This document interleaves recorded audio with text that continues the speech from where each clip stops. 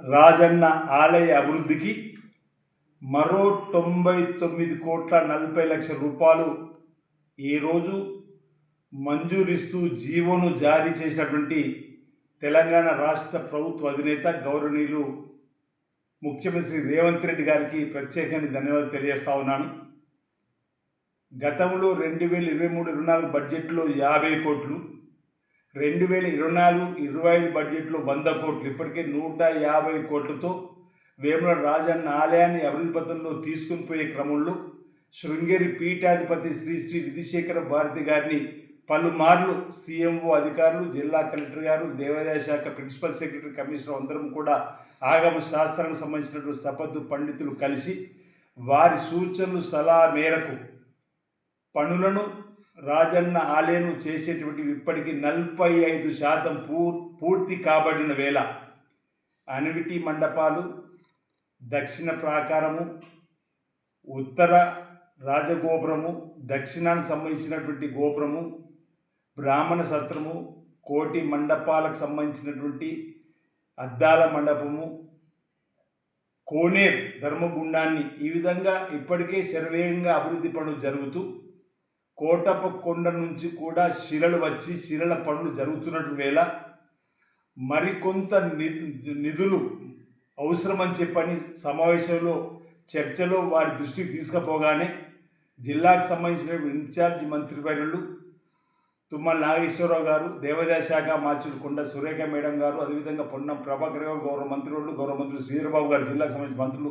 అధికారుల సహకారంతో గౌరవ ముఖ్యమంత్రి దృష్టికి తీసుకుపోగానే మరో 99,40,00,000 నేడు విడుదల చేయడం వల్ల జీవో ద్వారా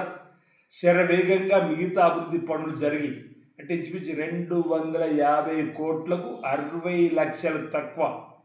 249,40,40,00,000 ఇంచుమించు 250 కోట్లకు సంబంధించి నిధులు ఈరోజు దేవాలయానికి వెచ్చించుకోవడం వల్ల పనులు మరింత శరవేగంగా జరిగి రాజన్న భక్తులకు స్వామివారి దర్శన భాగ్యాన్ని మరో 100 ఏళ్ళకు కాదు మరో 1000 ఏళ్ళకు సరిపడేటువంటి అమలు కార్యక్రమాలు చేసేటువంటి సందర్భంలో ఆగమ శాస్త్రము భక్తుల యొక్క మనోభావాలకు అనుగుణంగా జరిగేటువంటి పనులు మరింత ముమ్మరంగా ఊపందుకోవడానికి 99 కోట్లు రావడం వల్ల గౌరవ ముఖ్యమంత్రి రేవంత్ రెడ్డి గారికి రాజన్న భక్తుల పక్షాన, మా ప్రాంత ప్రజల పక్షాన నేను ప్రత్యేకంగా వారికి ధన్యవాదాలు తెలియజేస్తూ ఆధ్యాత్మిక వాతావరణం పెంపొందించే కార్యక్రమంలో భాగంగా తెలంగాణలో అనేక గుళ్ళు, గోపురాలు విస్తరణ, జీర్ణోద్ధరణ తదితర కార్యక్రమాలు పెద్ద ఎత్తున నిధులు వెచ్చిస్తున్న వేళ హైదరాబాద్ మహానగరంలో మంచిర్యాల దగ్గర ఓంకారేశ్వర స్వామి ఆలయ నిర్మాణానికి కానీ బాసర నుంచి భద్రాచలం వరకు కూడా ఉన్నటువంటి దేవాలయాల కోసం సుమారు 2,000 కోట్ల పైచిలకు నిధులు వెచ్చించి ముందుకు తీసుకుపోతున్న సందర్భంలో వారికి సందర్భంగా భక్త జనాల పక్షాన నేను ప్రత్యేకంగా అభినందనలు, అదేవిధంగా ధన్యవాదాలను తెలియజేస్తూ ఈ యొక్క రాష్ట్ర ప్రభుత్వం కంకణం కట్టుకొని ఆధ్యాత్మిక భావన మరింత పెంపొందించేటువంటి క్రమంలో ముందుకు సాగుతామని చెప్పి ఇచ్చిన మాట ప్రకారం వేములవాడ రాజన్న ఆలయానికి గత ప్రభుత్వం ఇచ్చిన మాట తప్పిన వేళ